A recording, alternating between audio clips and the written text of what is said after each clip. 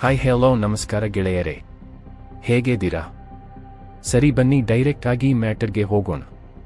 ನೀವು ನೋಡಿರಬಹುದು, ರಾತ್ರಿ ಅಥವಾ ಬೆಳಗ್ಗೆ ಆಕಾಶದಲ್ಲಿ ಒಂದು ಉಜ್ವಲವಾದ ಬೆಳಕು. ಬಹುಶಃ ನೀವು ಅಂದುಕೊಂಡಿರಬಹುದು ಅದು ಒಂದು ಶೂಟಿಂಗ್ ಸ್ಟಾರ್ ಅಂತ ಅಲ್ಲ, ಆದರೆ ಅದು ಧೂಮಕೇತು, ಸೂರ್ಯನ ಸುತ್ತು ಹೋಗೋ ಒಂದು ಹಿಮದ ಗುಡ್ಡ ಗಾತ್ರ ಇರುವ ಧೂಮಕೇತು. ಅದರ ಹಿಂದಿನಿಂದ ಬರುವ ಗ್ಯಾಸ್ ಮತ್ತು ಧೂಳಿನ ಪಥವನ್ನು ನಾವು ಪುಂಚು ಅಂತ ಕರೀತೀವಿ. ಧೂಮಕೇತು ಕೇವಲ ಭೌತಶಾಸ್ತ್ರದ ವಿಷಯ ಅಲ್ಲ, ಅದು ಹಳೆಯ ಪುರಾಣಗಳಲ್ಲಿ ದೇವರುಗಳ ಅಸುರರ ಜೊತೆ ಯುದ್ಧದಲ್ಲಿ ಉಪಯೋಗಿಸಿದ್ದ ಅಸ್ತ್ರ ಎಂದು ಹಿರಿಯರು ಉಲ್ಲೇಖ ಮಾಡಿದ್ದಾರೆ. ಅತ್ಯಂತ ಪ್ರಸಿದ್ಧ ಧೂಮಕೇತು ಹ್ಯಾಲೈಸ್ ಕಾಮೆಟ್ ಅಂತ ಪ್ರತಿ 76 ವರ್ಷಕ್ಕೆ ಒಮ್ಮೆ ಭೂಮಿಯ ಹತ್ತಿರ ಬರುತ್ತೆ. ಇದನ್ನು ಮೊದಲ ಬಾರಿಗೆ ನಂಬಲಾಗದಷ್ಟು ಜನ ಡೆವಿಲ್ಸ್ ಐ ಅಂತ ಅರ್ಥ ಮಾಡಿಕೊಂಡರು. ಹಿರಿಯ ಕಾಲದಲ್ಲಿ ಜನಕಥೆಗಳು ಏನೇನೋ ಇತ್ತು. ಧೂಮಕೇತು ಕಂಡರೆದು ತಕ್ಷಣ ಧಾರಣೆಯಾಗುತ್ತೆ, ಈ ವರ್ಷ ಯುದ್ಧ, ಕಬ್ಬಿಣದ ಮಳೆ ಅಥವಾ ಮಹಾಮಾರಿ ಅಂತ. ಕ್ರಿಸ್ತಪೂರ್ವ 240 ರಿಂದಲೂ ಚೀನೀರು ಈ ಬೆಳಕನ್ನು ದಾಖಲಿಸಿದ್ದಾರೆ. ಆದರೆ ಇವತ್ತಿನ ವಿಜ್ಞಾನ ಬೇರೆಯಾಗಿದೆ. ವಿಜ್ಞಾನಿಗಳು ಹೇಳುತ್ತಾರೆ ಧೂಮಕೇತುಗಳು ಆಗಾಗ್ಗೆ ಭೂಮಿಗೆ ಅಪಾಯವನ್ನೇ ತಂದಿವೆ ಅಂತ.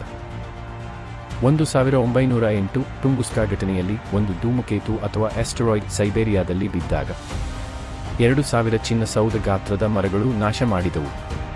ಅದೃಷ್ಟವಶಾತ್ ಅದು ಜನವಸತಿ ಪ್ರದೇಶವಲ್ಲ, ಒಂದು ದೊಡ್ಡ ಹೈಪೋಥೆಟಿಕಲ್ ಈವೆಂಟ್ ಹಾಗೆ ಅನ್ಕೊಳ್ಳಿ. ನಾಳೆ ಒಂದು 10 ಕಿಲೋಮೀಟರ್ ವೇಗದಲ್ಲಿ ಧೂಮಕೇತು ಭೂಮಿಗೆ ಡಿಕ್ಕಿ ಹೊಡೆದರೆ ಏನಾಗಬಹುದು? ಪೆಟ್ರೋಲ್ ಬಾಂಬ್ ಆಗಿ ಸ್ಫೋಟಗೊಳ್ಳೋದು ಪಕ್ಕ. ಸಮುದ್ರದ ಅಲೆಗಳು ಸುದೂರದ ಬಡಾವಣೆಗಳನ್ನು ಮುಚ್ಚಿ ಹಾಕುತ್ತವೆ. ಆಕಾಶದಲ್ಲಿ ಮೋಡಗಳು ಮುಚ್ಚಿ ಹೋಗಬಹುದು, ಜೀವಗಳು ತಣಿಯಬಹುದು. ಅದು ಡೈನೋಸಾರ್ ಎಕ್ಸ್ಟಿಂಕ್ಷನ್ ತರ ರಿಪೀಟ್ ಆಗಬಹುದು. ಬಟ್ ಡೋಂಟ್ ವರಿ, ರಕ್ಷಣೆ ಇದೆ. ನಾಸಾ, ಇಸ್ರೋ, ಎಲ್ಲರೂ ಪ್ಲಾನೆಟರಿ ಡಿಫೆನ್ಸ್ ಮೇಲೆ ಕೆಲಸ ಮಾಡ್ತಿದ್ದಾರೆ. ಡಾರ್ಟ್ ಮಿಷನ್ 2022ರಲ್ಲಿ ಮೊದಲ ಬಾರಿಗೆ ನಾಸಾ ಒಂದು ಆಸ್ಟೆರಾಯ್ಡ್ ಮೇಲೆ ಸ್ಪೇಸ್ ಕ್ರಾಫ್ಟ್ ಕಳಿಸಿತ್ತು. ಅದರ ಪರಿಣಾಮ ಅದರ ವೇಗ ಬದಲಾಗಲು ಆರಂಭವಾಗಿದೆ, ಆದರೆ ಸಮರ್ಥವೋ ಅಷ್ಟು ಈಜಿ ಅಲ್ಲ. ಇನ್ನು ಒಂದು ಫ್ಯಾಸಿನೇಟಿಂಗ್ ಐಡಿಯಾ. ಕಳೆದ 10 ವರ್ಷದಲ್ಲಿ ಕೆಲವು ಸ್ಟ್ರೇಂಜ್ ಕಮೆಟ್ಸ್, ಅವುಗಳಲ್ಲಿ ನೀರಿನ ಅಂಶ ಪತ್ತೆ ಆಗಿದ್ದವು. ಅಂದರೆ ಇವುಗಳು ಜೀವನದ ಬೀಜಗಳನ್ನು ಭೂಮಿಗೆ ತಂದುಕೊಟ್ಟವೋ ನಂಬಿಕೆ ಕೂಡ ಇದೆ.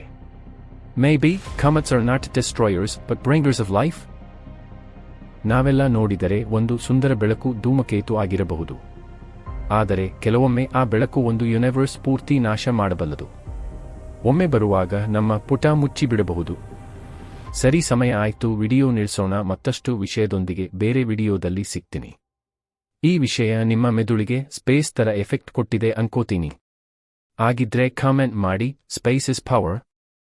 ಲೈಕ್ ಮಾಡಿ, ಶೇರ್ ಮಾಡಿ ಮತ್ತು ಸಬ್ಸ್ಕ್ರೈಬ್ ಮಾಡಿ ಅಲನ್ ಫ್ಯಾಕ್ಟ್ಸ್ ಕನ್ನಡಗೆ, ನಿಮ್ಮ ವೀಕ್ಲಿ ಮೈಂಡ್ ಬ್ಲೋವಿಂಗ್ ಸೈನ್ಸ್ ಸ್ಟೋರೀಸ್ಗಾಗಿ.